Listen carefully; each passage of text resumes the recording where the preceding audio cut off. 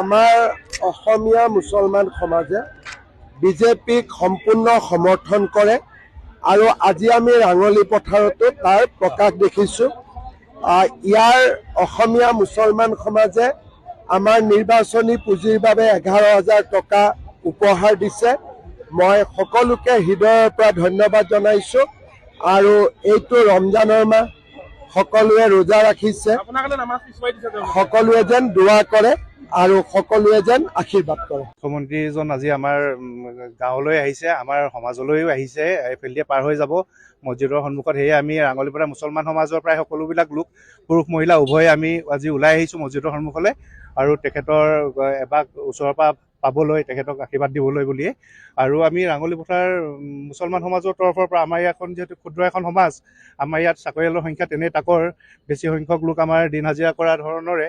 গতিকে আমি আমাৰ সামৰ্থ্য অনুযায়ী যোনে যেনেকৈ পাৰে, আমি আমাৰ নিজৰ সত্ৰৰ ঘৰৰ মানুহ আছোঁ আৰু এই সত্ৰৰ ঘৰৰ মানুহৰ মাজতে আমি তেওঁৰ বাবে যোনে যেনেকৈ পাৰোঁ 100 টকা 200 টকাকৈ তুলি 11,111 টকা আমি মুখ্যমন্ত্ৰীৰ নিৰ্বাচন পুঁজিলৈ বুলি আমি আশীৰ্বাদ স্বৰূপে তেখেতলৈ আগবঢ়াইছোঁ। আমাৰ অসমীয়া মুছলমান সমাজে বিজেপিক সম্পূৰ্ণ সমৰ্থন কৰে আৰু আজি আমি ৰাঙলী পথাৰতো তাৰ প্ৰকাশ দেখিছোঁ।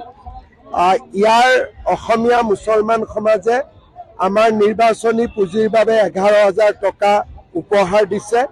মই সকলোকে হৃদয়ৰ পৰা ধন্যবাদ জনাইছোঁ আৰু এইটো ৰমজানৰ মাহ, সকলোৱে ৰোজা ৰাখিছে, সকলোৱে যেন দোৱা কৰে আৰু সকলোৱে যেন আশীৰ্বাদ কৰে। মুখ্যমন্ত্ৰীজন আজি আমাৰ গাঁৱলৈ আহিছে, আমাৰ সমাজলৈও আহিছে, এইফালেদি পাৰ হৈ যাব মছজিদৰ সন্মুখত। সেয়ে আমি ৰাঙলীপাৰা মুছলমান সমাজৰ প্ৰায় সকলোবিলাক লোক, পুৰুষ মহিলা উভয়ে আমি আজি ওলাই আহিছোঁ মছজিদৰ সন্মুখলৈ আৰু তেখেতৰ এবাক ওচৰৰ পৰা পাবলৈ, তেখেতক আশীৰ্বাদ দিবলৈ বুলিয়ে।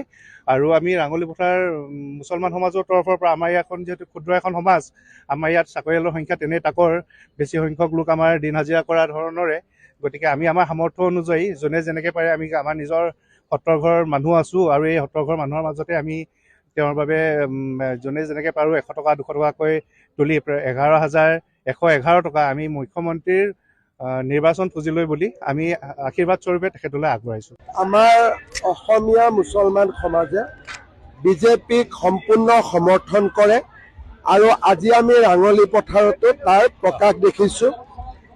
ইয়াৰ অসমীয়া মুছলমান সমাজে আমাৰ নিৰ্বাচনী পুঁজিৰ বাবে 11,000 টকা উপহাৰ দিছে।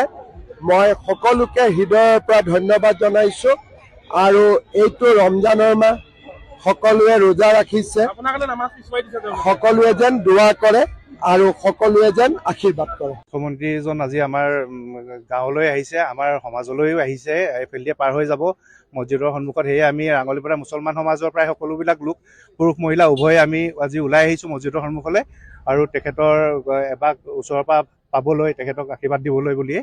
আৰু আমি ৰাঙলী পথাৰ মুছলমান সমাজৰ তৰফৰ পৰা, আমাৰ ইয়াখন যিহেতু ক্ষুদ্ৰ এখন সমাজ, আমাৰ ইয়াত চাকৰিয়ালৰ সংখ্যা তেনেই তাকৰ, বেছি সংখ্যক লোক আমাৰ দিন হাজিৰা কৰা ধৰণৰে। গতিকে আমি আমাৰ সামৰ্থ্য অনুযায়ী যোনে যেনেকৈ পাৰে, আমি আমাৰ নিজৰ সত্ৰৰ ঘৰৰ মানুহ আছোঁ আৰু এই সত্ৰৰ ঘৰৰ মানুহৰ মাজতে আমি তেওঁৰ বাবে যোনে যেনেকৈ পাৰোঁ 100 টকা 200 টকাকৈ তুলি 11,111 টকা আমি মুখ্যমন্ত্ৰীৰ নিৰ্বাচন পুঁজিলৈ বুলি